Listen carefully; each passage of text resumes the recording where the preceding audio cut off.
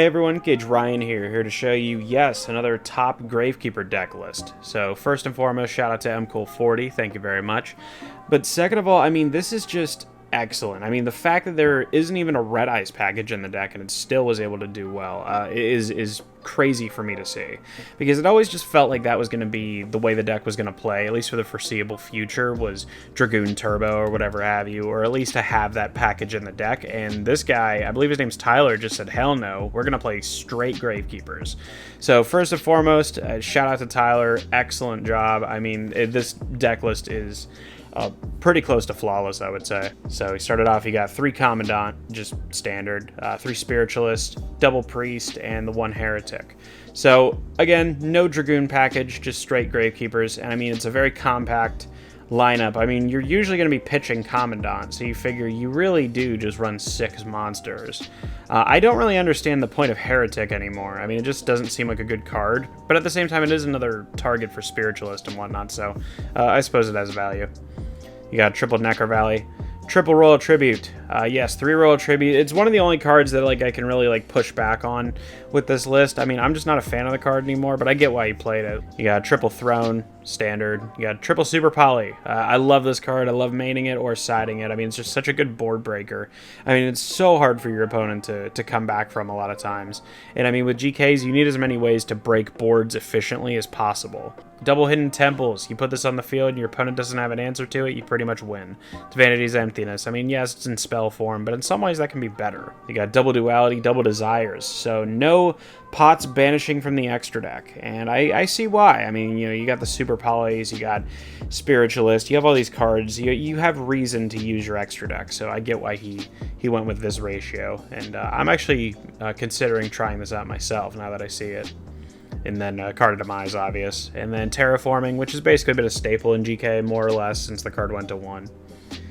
Onto the traps. You got 1 Imperial Tombs. Yes, I've been saying for quite some time that 3 Imperial Tomb is just not the way to go. I'm not necessarily saying play 1. You can play 1 or you can play 2, but 3 just oftentimes, unless it's in a very specific build or, just for fun or something like that, usually 1 or 2 is what you want to go with. 3 is just too cloggy. The card's very situational.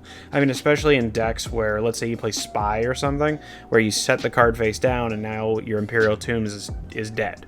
So it's a real problem that the card has. They got triple Crackdown. This is one of those cards that just doesn't work for me whenever I play. It seems like it always gets popped or negated or something. But he plays three whole copies, and I'd imagine it's good for breaking boards. I'd imagine it's good to steal key monsters you can't get over. I mean, just great card. I mean, it's a snatch steal in the form of a trap. You got double Impermanence. Pretty good card. I mean, borderline staple. You got Temple. This is another card I'm not really a huge fan of. Again, I get why you played it. I mean, it's especially good in response if your opponent pops Necrovalley with something, and you can just chain and immediately put it back in play, so that's good. But it just seems like it's one of those cards that is going to be dead more often than it'll be live, but I don't know. Well, let me know what you guys think. And then double Judgment, triple Strike. So just 5 Solemns. 5 Solemns, right? Seems kind of low for... No, 5 Solemns is pretty good. I mean, so he plays 41 cards.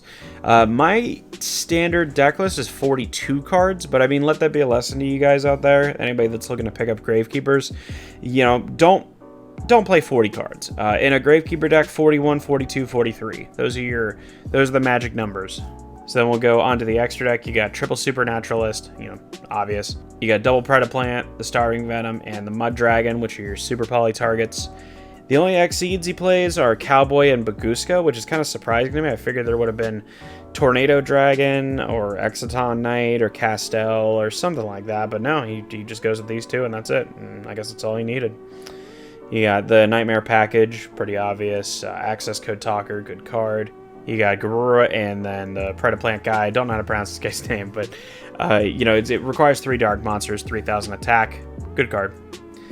Onto the side deck, pretty simple. You got triple Nibiru, triple Dark Ruler, because first turn fields are a bitch when it comes to this kind of deck where you don't have a mass amount of board breakers that you don't specifically tech into the deck, like Super Poly. Then you got double twisters, obvious. Harpy's Feather Duster, great card. Triple Evenly. I don't care what anyone says. Some people push back whenever I mention playing this card in Gravekeepers. They're like, oh, well, you have Necrovalley. It's like, yeah, but the whole point is that either it's going to get popped at some point if your opponent has resources, or if you just open it, then it doesn't matter because you're going to clear their whole field, play Necrovalley, and floodgate them from the opening turn. It's pretty close to having no drawback in a Gravekeeper deck. And then Triple Barrier, close it out. I mean, just great card. You know, you could tell that he has very much a going first side and a going second side. I mean, it's pretty self-explanatory. Everything's a 3 of just about. But you can tell that this deck is very much, I'm going to plan to go first game 1. And then if I lose the die roll, I lose game 1, whatever, because I'm going to have a great plan game 2 and 3.